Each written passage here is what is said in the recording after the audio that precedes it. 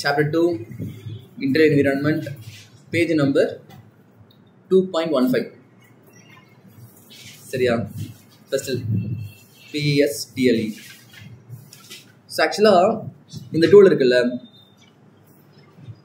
Pestle is often used to describe a framework for analysis of macro environmental factors. ஜென்ரலாக இதை வச்சு என்ன பண்ணுவாங்கன்னா மேக்ரோ என்விரான்மெண்டல் ஃபேக்டர்ஸை வந்து அனலைஸ் பண்ணுறதுக்கு இந்த டூலை வந்து யூஸ் பண்ணுறாங்க. ஓகேவா? ஸோ ஜென்ரலாக பார்த்தோம்னா பெஸ்ட்டில் என்னென்ன இருக்கும், political, economic, socio cultural, technological, legal, environmental, இது எல்லாமே வந்து எப்படி வந்து ஆர்கனைசேஷனை இன்ஃப்ளூயன்ஸ் பண்ணுறது, எப்படி வந்து ஆர்கனைசேஷனோட பாலிசியை வந்து அதெல்லாம் வந்து அஃபெக்ட் பண்ணுது, அந்த அனாலிசிஸ் தான் வந்து பெஸ்டல் அனாலிசிஸ். ஸோ அதுக்கான ஃபுல் ஃபார்ம் கொடுத்துருக்காங்க நெக்ஸ்ட் பேஜில். P9I, P9S9 இது நம்ம ஆல்ரெடி பார்த்துருப்போம், ஸ்கூலே பார்த்துருப்பேன்னு நினைக்கிறேன். ஸோ வந்து இங்கே கீ ஃபேக்டர்ஸ் சொல்லி கொடுத்துருக்காங்களா. Pestle analysis is simple to understand and quick to implement. The advantage of this tool is that encourage management into proactive and structured thinking in its decision making. The proactive, reactiveலாம் பார்த்துருப்போம்ல, என்னடா இருந்துச்சோ அதை பேஸில் வந்து react பண்ணோம்னா reactive, நம்மளே think பண்ணோம் அப்படின்னா proactive. So இந்த பெஸ்ட் அனாலிசிஸ் பண்ணுறப்ப ஆர்கனைசேஷனை வந்து ப்ரோஆக்டிவாக திங்க் பண்ணி ஃபியூச்சரில் வர ப்ராப்ளம்ஸ் வந்து இங்கே வரப்போகிற ப்ராப்ளம் ஃபஸ்ட் ஐடென்டிஃபை பண்ணி அதுக்கேற்ற மாதிரி பாலிசிஸை வந்து டெவலப் பண்ணுறதுக்கு இந்த அனாலிசிஸ் வந்து யூஸ்ஃபுல்லாக இருக்குன்ற மாதிரி சொல்கிறாங்க. ஸோ கீ ஃபேக்டர்ஸில் பார்த்தோன்னா எடுத்தோன்னே என்ன சொல்கிறாங்க, political factors. How and what extent the government intervenes in the economy and the activities of business firm. The political factors may also influence goods and services which the government wants to provide and those the government does not want to provide it. The further government have great influence on the health, the education and infrastructure of the nation. So என்ன சொல்றாங்கன்னா political factorல வந்து எப்படி வந்து ஒரு பிசினஸோட policies, ஒரு பிசினஸோட goods and service வந்து government வந்து எப்படி இன்ஃப்ளூயன்ஸ் பண்றாங்க அப்படின்ற மாதிரி தான் சொல்றாங்க. இப்போ எக்ஸாம்பிளுக்கு வந்து பார்த்தோம்னா வந்து கவர்மெண்ட் வந்து அந்த எக்கனாமி நல்லா ஸ்டேபிளா இருக்கு அப்படின்னா ஃபாரின்ல இருந்து நிறைய பேர் வந்து கவர்மெண்ட் ஸ்டேபிளா இருக்குன்னு சொல்லிட்டு அங்கே இன்வெஸ்ட் பண்ண வரலாம். ஒருவேளை அந்த கவர்மெண்ட்டே ஸ்டேபிளா இல்லை அப்படின்னா ஃபாரின்ல இன்வெஸ்ட் பண்ண வரவங்க ஒரு வேலை போட்டு ரிஸ்க் ஆயிடுச்சு என்ன பண்ணுறதுன்னு சொல்லிட்டு இன்வெஸ்ட் பண்ண மாட்டாங்க. அதே மாதிரி வந்து என்ன செக்டர்லாம் வந்து பப்ளிக் வந்து ப்ரொடியூஸ் பண்ணலாம், இதெல்லாம் வந்து கவர்மெண்ட், இதெல்லாம் ப்ரைவேட்டாக பண்ணலாம், இதெல்லாம் வந்து கவர்மெண்ட்டாக பண்ணலான்றது எல்லாமே அந்த கவர்மெண்ட்டோட பாலிசிஸ் பொறுத்து தான் இருக்குது. கவர்மெண்ட்டோட ஃபேக்டர்ஸ், பொலிட்டிக்கல் ஃபேக்டர்ஸ் பேஸ் பண்ணி தான் இருக்குது. இப்போ எக்ஸாம்பிள் ஹெல்த் கேர் இண்டஸ்ட்ரி பார்த்தோம்னா மோஸ்ட்லி அதாவது எல்லா ஊருமே health care industry government control இருக்கும், பட் இருந்தாலும் ப்ரைவேட் செக்டர் இருக்குது அந்த இடத்துல. அதே மாதிரி இந்த ரோட் போடுறது, பிரிட்ஜ் கட்டுறது, இதெல்லாம் வந்து பார்த்தோம்னா ஃபர்ஸ்ட் ப்ரைமரியாக கவர்மெண்ட் வந்துருவாங்க, அதுக்கப்புறம் சப்கான்ட்ராக்ட் தான் வந்து ப்ரைவேட்டை கொடுப்பாங்க. ஸோ இந்த மாதிரி ஒரு சில இதெல்லாம் வந்து கவர்மெண்ட் கண்ட்ரோல் தான் இருக்கும், ப்ரைவேடைசேஷன் பண்ண முடியாதுன்ற மாதிரி தான் சொல்லியிருப்பாங்க. ஸோ அந்த ஃபேக்டர்ஸ்லாம் வந்து பொலிட்டிக்கல் ஃபேக்டர்ஸில் வரும். செகண்ட் பார்த்தோன்னா வந்து economic factors R major impact on how business operate and take decision. Example interest rate, cost of capital, and to what extent business grows and expands. The exchange rate affect the cost of exporting goods and the supply and price of imported goods in the economy. The money supply, inflation, credit flow, per capita income, growth rate having bearing on the business decision. So என்ன சொல்றாங்கன்னா வந்து அடுத்து வந்து business வந்து எதை affect பண்ணி பார்த்தோம்னா economic decision. இப்போ எக்கனாமியில் போயிட்டு இருக்க இன்ஃப்ளேஷன் ரேட்டு, இன்ஃப்ளேஷன் ரொம்ப அதிகமாக இருந்துச்சுன்னா எல்லா ப்ரைஸும் ரொம்ப ஜாஸ்தியாக இருக்கும். இன்ஃப்ளேஷன் கம்மியாக இருந்துச்சுன்னா ப்ரைஸோட குட்ஸ் ஆஃப் ப்ரைஸ் வந்து கம்மியாக இருக்கும். அதே மாதிரி இன்ட்ரெஸ்ட் ரேட், அதிகமாக இன்ட்ரெஸ்ட் ரேட்ல பேங்க் வந்து லோன் கொடுத்துட்டு இருக்காங்க அப்படின்னா பிசினஸ் பண்ற பீப்புள்ஸ் வந்து கம்மியாக இருப்பாங்க. அதே கம்மியாக இன்ட்ரெஸ்ட் லோன் கொடுக்குறாங்க அப்படின்னா நிறைய பேர் லோன் வாங்கி போட்டு பிசினஸ் பண்ணுவாங்க. அதே மாதிரி பர் கேபிட்டல் இன்கம், ஒரு பர்சன் வந்து எவ்வளவு இன்கம் ஏர்ன் பண்றாரு, இந்த மாதிரி வந்து ஏகப்பட்ட எக்கனாமிக் ஃபேக்டர்ஸ் வந்து எப்படி வந்து பிசினஸ் இன்ஃப்ளூயன்ஸ் பண்றது தான் வந்து இந்த எக்கனாமிக்கல் ஃபேக்டர்ஸ். அடுத்து தேர்டா பார்த்தோம்னா வந்து social factors. Demand for company product, how that company operates. ஒரு கம்பெனியோட ப்ராடக்ட் வந்து சொசைட்டி மேல வந்து எவ்வளவு இம்பாக்ட் வச்சிருக்கு, ஸோ எந்த அளவுக்கு வந்து கஸ்டமர் டிமாண்ட் பண்ணுறாங்க, எந்த அளவுக்கு டிமாண்ட் பண்ணல அப்படின்ற சோசியல் ஃபேக்டர். நெக்ஸ்ட் வந்து technological factors can determine barriers to entry, minimum efficient production level, influence outsourcing decision. The furthermore technological shifts can affect cost, quality and leads to innovation. Next என்ன சொன்னா technology factor. இது வந்து கொஞ்சம் காஸ்ட்லியான process, எல்லாத்துலயும் afford பண்ண முடியாது. But ஆனால் இன்கேஸ் வந்து பண்ண போறாங்க அப்படின்னா ரொம்ப பெரிய இன்வெஸ்ட்மெண்ட் பண்ற மாதிரி இருக்கும். அதே வந்து ஒன் ஆஃப் தி பேரியர்ஸ். ஒருவேளை அவங்க பண்ணதுக்கப்புறம் டக்குனு வந்து டெக்னாலஜி ஷிஃப்ட் ஆயிடுச்சு அப்படின்னா அவங்க போட இன்வெஸ்ட்மெண்ட் எல்லாமே வேஸ்ட். அண்ட் ரீசெண்டாக அது ரொம்ப அதிகமான லெவலில் வந்து இனோவேஷன் வந்து இந்த இடத்துல தேவைப்பட்டே இருக்கும் அப்படின்றது தான் வந்து டெக்னாலஜிக்கல் ஃபேக்டர்ஸ் சொல்றாங்க. நெக்ஸ்ட் என்ன சொல்றாங்க, legal factor. How company operates, its cost and the demand for its product and ease of business. ஒரு பிசினஸ் வந்து ஆப்ரேட் பண்றதுக்கு என்னென்ன லீகல் ஃபேக்டர்ஸ் இருக்கு, என்னென்ன நார்ம்ஸ் ஃபில் பண்ணணும், என்னென்ன கம்ப்ளைண்ட்ஸ் ஃபாலோ பண்ணணும், அது எந்தெந்த காஸ்ட் இன்வால்வ் ஆயிருக்கு, இது எல்லாமே வந்து லீகல் ஃபேக்டர்ஸ்க்குள்ள வருது. நெக்ஸ்ட் என்ன சொல்றாங்க, environmental factors. Industries such as tourism, farming, insurance, the growing awareness to climate change is affecting how company operate and the products they offer. It is both creating new market and diminishing or destroying existing ones. The environmental factors என்ன சொல்றாங்கன்னா வந்து ஒவ்வொரு ஊர்ல இருக்க environment. இப்போ like environment நல்லா இருக்கு அப்படின்னா டூரிசம் நல்லா இருக்குமா, ஒருவேளை அந்த ஃபுல்லா பொல்யூஷனா இருக்கு அப்படின்னா யாராச்சும் ஊர் டூரிசம் வருவாங்களா, வரமாட்டாங்க. அதே மாதிரி ஃபார்மிங், இன்சூரன்ஸ் எல்லாமே வந்து லைக் என்விரான்மெண்ட் சம்மந்தப்பட்டது தான் வந்து இந்த என்விரான்மெண்டல் ஃபேக்டர்ஸ்ல அவங்க சொல்றாங்க. ஸோ இதெல்லாம் தான் இந்த பெஸ்ட் அனாலிசிஸ் சொல்றாங்க. கீழே வந்து எக்ஸாம்பிள்ஸ் கொடுத்துருப்பாங்க ஒவ்வொன்றுக்கும். டெக்னாலஜி என்ன ரீப்ளேஸ்மெண்ட், மெச்சூர் டெக்னாலஜி இந்த மாதிரி கொடுத்துருக்காங்க. அதே மாதிரி சோசியலுக்கு வந்து lifestyle, demography, consumer attitude, opinion.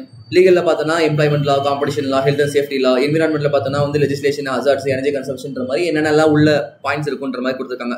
அந்த டேபிள் நீங்களே ரீட் பண்ணி பார்த்துக்கோங்க. நெக்ஸ்ட் என்ன சொல்கிறாங்க, இன்டர்நேஷனலைசேஷன் ஆஃப் பிஸ்னஸ். இன்டர்நேஷனல் என்ன, இப்போ ஆக்சுவலாக ஃபுல்லாக ஆயிடுச்சு எல்லா பக்கமுமே. ஃபாரின் இருக்க ப்ராடக்ட் ஈஸியாக இந்தியாவில் கிடைக்கும், அதே மாதிரி இந்தியாவில் இருக்க ப்ராடக்ட் வந்து ஈஸியாக ஃபாரினில் கிடைக்கும். Nation to nation, international. So internationalization has emerged as the dominant commercial trend over the last couple of decades. It enables the business to enter new market in search of greater earnings and less expensive resources. Additionally, expanding internationally enable business to achieve greater economies of scale and extend the lifespan of its product. என்ன சொல்றாங்க, இந்த couple of decadesல பார்த்து, அதாவது recent இயர்ஸ்ல பார்த்தோம்னா வந்து internationalisation வந்து ரொம்ப அதிகமாகிடுச்சு. ஈஸியாக வந்து எந்த மார்க்கெட்டில் வேணால் யார் வேணால் என்டர் ஆக முடியும். அங்கே இருக்க கஸ்டமர்ஸ் வந்து அட்ராக்ட் பண்ண முடியும். அதே மாதிரி கஸ்டமர்ஸ் வந்து ஈவன் வேற ஒரு ஜியாகிரபிக்கல் இருக்க குட்ஸை கூட ஈஸியாக வந்து கன்சியூம் பண்ண முடியும். ஸோ இந்த மாதிரி ஆனனால ஒரு எக்ஸாம்பிள் 100 ப்ராடக்ட் ப்ரொடியூஸ் பண்ணுறவன் இப்போ இன்டர்நேஷனலைசேஷன் ஆனனால 1000 ப்ராடக்ட் ப்ரொடியூஸ் பண்ணுறான். அப்போ வந்து ஈஸியாக வந்து பர் யூனிட்டோட காஸ்ட் வந்து கம்மியாகும் பிகாஸ் ஆஃப் எக்கனாமிக்ஸ் ஆஃப் ஸ்கேல்ன்ற மாதிரி சொல்கிறாங்க. காஸ்ட் யூனிட் கம்மியாகும் லார்ஜ் ஸ்கேல் ப்ரொடியூஸ் பண்ணால் அந்த கான்செப்ட் சொல்கிறாங்க. The strategic management process is essentially the same for global firm as it is for domestic firms. International processes are much more complicated due to additional variables and linkages. A business can approach internationalization system with the aid of international strategy planning, one method for organization to identify opportunity and threat in global market by scanning external environment. The development of effective strategy and the formation of global strategy objectives are made feasible by the ஒன்றும் இல்லை, நேஷனலில் நீ product develop பண்ணுற, அதுக்கு என்ன பண்ணுவேன், strategy make பண்ணுவேன், environment analyse பண்ணுவேன். அதே மாதிரி இன்டர்நேஷனலில் போய் செல் பண்ணுற, அப்போ என்ன பண்ணுவேன், இன்டர்நேஷனல் ஃபுல்லாக அனலைஸ் பண்ணுவேன், அதுக்கேற்ற மாதிரி ஸ்ட்ராட்டஜி போடுவேன். அதுக்கப்புறம் characteristics of global business. Global பிஸ்னஸ்லாம் வந்து எப்படி இருக்கும் அப்படின்ற மாதிரி சொல்கிறாங்க. It is a conglomerate of multiple units. காங்க்ளோமெரேட்னா என்ன, ரிலேட்டடா அன்ரிலேட்டடா? ஸோ குளோபலில் டீல் பண்ணுறவங்க ஏகப்பட்ட ப்ராடக்ட்ஸ் டீல் பண்ணுவாங்க. எல்லாமே ரிலேட்டடாக இருக்குமான்னு கேட்டால் கிடையாது. இப்போ டாட்டாவே எடுத்துக்கோங்களேன், மோட்டார்ஸில் இருக்காங்க, ஃபுட் இண்டஸ்ட்ரியில் இருக்காங்க, ஹோட்டல் இண்டஸ்ட்ரியில் இருக்காங்க, அதுக்கப்புறம் வேற என்ன இருக்காங்க, புக்கில் இருக்காங்க, ஏர்லைன்ஸில் இருக்காங்க. எல்லாம் ரிலேட்டடாக கிடையாது, எல்லாமே டைவர்சிஃபைட். ஸோ நெக்ஸ்ட் பார்த்தோன்னா multiple units draw on a common pool of resources such as money, credit, information, parent, trade name, control system. இல்லை ஏகப்பட்ட லைக் காங்கிரீட்டில் பார்த்துருப்போங்க, இல்லை இதில் பார்த்துருப்போம், கான்சென்ட்ரிக்கில் பார்த்துருப்போமா, டெக்னாலஜி ரிசோர்ஸ் எல்லாம் வந்து ஒரு ரிலேட்டட் பிஸ்னஸும் யூஸ் பண்ணிக்க முடியுன்ற மாதிரி சொன்னோம். ஸோ அந்த மாதிரி பெனிஃபிட்ஸும் இதில் இருக்கும் குளோபல் பிஸ்னஸ்னா. லைக் ஏன்னா ஃபாரின்லேருந்து இந்தியாவுக்கு வந்து சேல் பண்ண போகிறான், அவன் வந்து ஒரு ப்ராடக்ட்டை வந்து ஃப்ளைட்டில் கொண்டு வரான்னு வச்சுக்கோவேன், கூடவே அவனை வேற ஒரு ப்ராடக்ட் கொண்டு வர முடியும். இல்லை சேம் ப்ராடக்ட் டிரான்ஸ்போர்ட்டேஷனும் யூஸ் பண்ணி வர முடியும். இல்லைன்னா தனித்தனியாக டிரான்ஸ்போர்ட்டேஷன் காஸ்ட் ஆகும். சேம் அவங்களே அந்த டிஃப்ரெண்ட் ப்ராடக்ட்ஸ் பண்ணுறப்ப ஒரே கன்வெயன்ஸை யூஸ் பண்ணிக்க முடியும். அதுக்கப்புறம் the units responded to some common strategy. Besides, its managers and shareholders are also based in different nations. Correct தான். நம்ம கேவ்ஸ் எக்ஸாம் பார்த்தோம்ல, கேவ்ஸ் யூஎஸ்ல இருக்கு, இந்தியாவில் இருக்கு. அப்போ ஒவ்வொரு யூனிட்டுக்கு ஏற்ற மாதிரி சிஓ இருப்பாரு. அந்த அஃபேர்ஸ் ஃபுல்லாக அவங்க மேனேஜ் பண்ணுவாங்க. அட் லாஸ்ட்டாக வந்து ரெஸ்பான்சிபிள் பார்த்தோன்னா மேலே கால்கிட்ட வந்து அவங்க வந்து ரெஸ்பான்சிபிலிட்டியோட இருக்கணும். அதுக்கப்புறம் டெவலப்பிங் இன்டர்நேஷனலி. நெக்ஸ்ட் என்ன சொல்றாங்க, international development expensive and challenging. Moving on in a thorough and structured manner is thus the ideal approach to adapt. The step in international strategic planning are as follow: evaluate global opportunity and threat. என்ன சொல்றாங்கன்னா, எப்படி வந்து international movement பண்றது கேட்கறாங்க. But ஜென்ரலா வந்து அது ரொம்ப காஸ்ட் எக்ஸ்பென்சிவான ஸ்ட்ராட்டஜியும் சேம் டைம் வந்து ரொம்ப ஒரு மாதிரி சேலஞ்சிங்கான ஸ்ட்ராட்டஜின்னு சொல்றாங்க. குளோபல் மார்க்கெட்ல இருக்க ஆப்பர்ச்சுனிட்டிஸ், த்ரெட்ஸ், அதுக்கப்புறம் அது வந்து நம்மளோட இன்டர்னல் கேப்பபிலிட்டி கூட அனலைஸ் பண்ணும். அப்போ என்ன அது ஸ்வாட் analysis, opportunity, threat and external internal கூட அனலைஸ் பண்ணுறாங்க. அப்போ ஜென்ரலாக வந்து ஸ்வாட் அனாலிசிஸ் பண்ணி பார்க்கணும். Describe the scope of firms global commercial operations. நம்ம பண்ண போகிற ஆப்ரேஷனோட ஸ்கோப் வந்து எந்த அளவுக்கு இருக்குது அப்படின்றத பார்க்குறோம். அதுக்கப்புறம் கிரியேட்டிங் தி குளோபல் பிஸ்னஸ் அப்ஜெக்டிவ். ஜென்ரலாக பிஸ்னஸ் அப்ஜெக்டிவ் இருக்கும். குளோபல் மார்க்கெட் டீல் பண்ணுறப்ப குளோபலைஸ்டாக நம்மளோட அப்ஜெக்டிவ் என்ன அப்படின்ற மாதிரி கிரியேட் பண்ணுறாங்க. அப்போ develop distinct corporate strategy for the global businesses and whole organisation. அதுக்கு ஏற்ற மாதிரி தனிப்பட்ட ஸ்ட்ராட்டஜி வந்து குளோபலைஸ் லைக் மேக் பண்ணுறாங்க. வை டு பிஸ்னஸ் கோ குளோபல்ன்ற மாதிரி கேட்குறாங்க. என்ன ஆன்சராக இருக்கும்? ஜென்ரலாக ஆன்சர் பண்ணுங்க. இதெல்லாம் ரொம்ப ஏன் ஒரு பிஸ்னஸ் வந்து இந்தியன் ஒரு நார்மல் நேஷனலைஸ்டு மார்க்கெட் விட்டு எது குளோபலுக்கு போகுது? ஃபர்ஸ்ட் விஷயம் ப்ராஃபிட் ஏர்ன் பண்ணுறதுக்கு, செகண்ட் விஷயம் மார்க்கெட் ஷேர் கேப்சர் பண்ணுறதுக்கு, தேர்ட் பார்த்தோம்னா வந்து கஸ்டமர்ஸ் பேஸை வந்து அதிகமாக பிடிக்கிறதுக்கு, அதுக்கப்புறம் அவங்களோட அப்ஜெக்டிவ் அந்த மாதிரி இருக்கலாம், அதுக்கப்புறம் அவங்க அதிகமாக ப்ரொடியூஸ் பண்ணுறது சேல் பண்ணுறதுக்காக இருக்கலாம், இல்லை எக்கனாமிக்ஸ் ஸ்கேலை வந்து அச்சீவ் பண்ணுறதுக்காக இருக்கலாம். இந்த மாதிரி வந்து ஏகப்பட்ட பெனிஃபிட்ஸ் இருக்குது. சின்னதாக பண்ணுறதுக்கு பெருசாக பண்ணுறதுக்கு பார்க்குறப்ப நிறையா ஒரு பக்கம் லாஸ் ஆகும், இன்னொரு பக்கம் ப்ராஃபிட் கிடைக்கும். அதை வந்து மேனேஜ் பண்ணலாம். இந்த மாதிரி எல்லா பாயிண்ட்ஸும் கொடுத்துருப்பாங்க. ஜஸ்ட் இது ஃபுல்லாக ரீட் பண்ணி பார்த்துக்கணும். ஏன் வந்து பிஸ்னஸ் குளோபலுக்கு போகும் இதெல்லாம் எக்ஸாமில் வந்து கேட்க மாட்டோம். அதேமாதிரி கேட்டாலும் நான் சொன்ன 5 பாயிண்ட்டு மோர் தென் எனஃப் தான். ஏன்னா வந்து மேக்ஸ் டு மேக்ஸ் வந்து 3 மார்க் கொஸ்டின்ஸில் வந்து 3 மார்க் கூட இல்லை 2 மார்க்கில் தான் கேட்பாங்க. ஸோ லைக் அப்படி கேட்கறப்ப இந்த உங்களுக்கு தெரிஞ்ச ஒரு 10 பாயிண்ட் இல்லை 5 பாயிண்ட் வந்து அனலைஸ் பண்ணி விட்டு எழுதிட்டீங்கன்னா மேட்ச் ஆகிக்கும். சரியா? ஒன்ஸ் ஆனால் ரீட் பண்ணிக்கோங்க எல்லாமே. Next international environment. International environment என்ன சொல்றாங்க? The social, cultural, demographic, environmental, political, government, legal, technological factors that the international organization faces are nearly limitless. அங்க மேல சொல்ற ப்ராப்ளம் ஃபோர்ஸஸ்லாம் இருக்குல்ல, அந்த ஃபேக்டர்ஸ்லாம் வந்து ஒரு இன்டர்நேஷனல் பிசினஸ் ஃபேஸ் பண்றது கம்மியானலாம் இல்லை, ஏகப்பட்ட பிரச்சனையை வந்து அவங்க ஃபேஸ் பண்ணுவாங்க. And number of complex with these factors increase manifold as the number of products produced and geographic areas served increase. At same time வந்து அவங்க ஃபேஸ் பண்ற ப்ராப்ளம்ஸ் எல்லாமே வந்து இன்க்ரீஸ் ஆகிட்டா போகும். எப்படி இன்க்ரீஸ் ஆகிட்டு போகும்? அந்த காம்ப்ளெக்சிட்டி எல்லாமே அவங்க பிசினஸ் க்ரோ ஆக அவங்க ப்ராடக்ட்ஸ் வந்து இன்க்ரீஸ் பண்ண, மார்க்கெட் வந்து அதிகமாக கேப்சர் பண்ண எல்லா ப்ராப்ளம்ஸும் காம்ப்ளெக்சிட்டி சேம் டைம் வந்து இன்க்ரீஸ் ஆகிட்டே தான் இருக்கும். And assessment of the external environment is first step towards internationalisation. So internationalisation பொறுத்த வரைக்கும் ஃபர்ஸ்ட் ஸ்டெப் என்னன்னா வந்து எக்ஸ்டர்னல் என்விரான்மெண்ட் வந்து ஃபேவரா இருக்கா அன்ஃபேவரா இருக்கா அப்படின்றத அசஸ் பண்ணும். அதுக்கப்புறம் analyzing internal environment is important since it allows organization to discover opportunity in the global market and evaluate feasibility of capitalizing on this opportunity. The assessment of internal environment can be done at 3 levels: multinational, regional and country. ஜென்ரலாக என்ன external environment analyse பண்ணணும், நம்ம internal environment capability கூட compare பண்ணணும். ஒருவேளை 2 ஒத்து போகுது அப்படின்னா நம்ம வந்து எக்ஸ்பான்ஷன் குளோபல் நோக்கி ட்ராவல் பண்ண இன்டர்நேஷனல் நோக்கி போகலாம். ஆனால் அந்த இன்டர்நேஷனல் என்விரான்மெண்ட்லயே வந்து ஒரு 3 ஃபேக்டர் வந்து கன்சிடர் பண்ணுவோம். ஒன்று பார்த்தோம்னா மல்டிநேஷனல், இன்னொன்று வந்து ரீஜனல், அதுக்கப்புறம் கண்ட்ரின்னு சொல்லிட்டு அது இன்டர்நேஷனல் 3 படிக்கிறாங்க.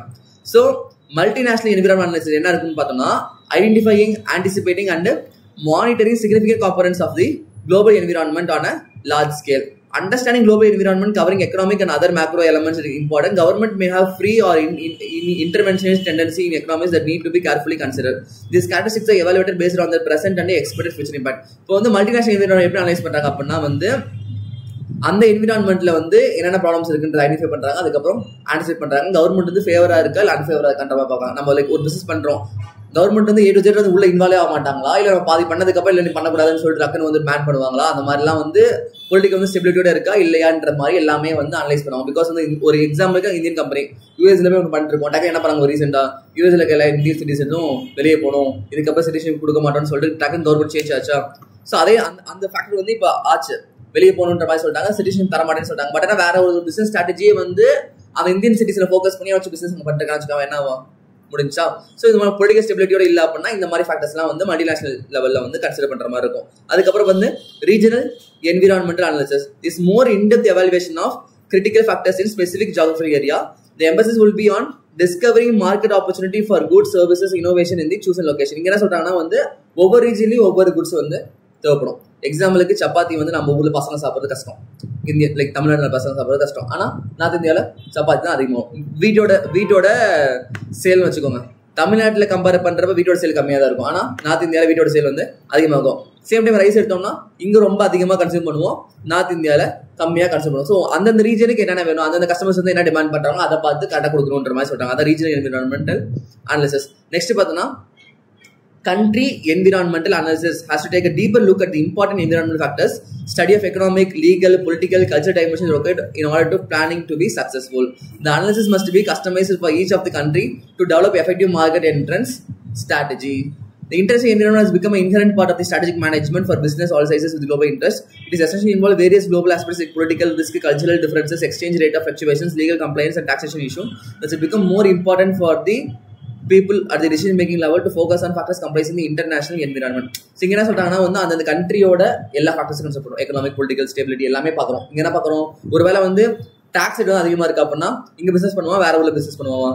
ஒரு சில ஸ்டேட்ல ஒரு சில கண்ட்ரியில் வந்து பார்த்தோன்னா டாக்ஸ் கிடையாது, 100 ரூபா சம்பாதிச்சோன்னா 100 அப்படி இப்படி கொண்டு போயிடலாம். ஆனால் இந்தியாவில் 30% டாக்ஸ் போடுறோம். ஸோ 100 ரூபா சம்பாதிச்சோன்னா 30 ரூபா அவனை கொடுத்துடும், 70 ரூபா நம்ம எடுத்து வர முடியும்.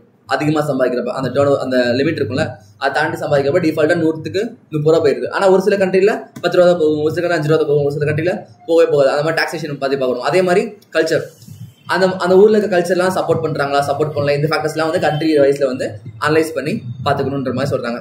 நெக்ஸ்ட் ரீடிங் வந்து அண்டர்ஸ்டாண்டிங் ப்ராடக்ட் அண்ட் இண்டஸ்ட்ரி.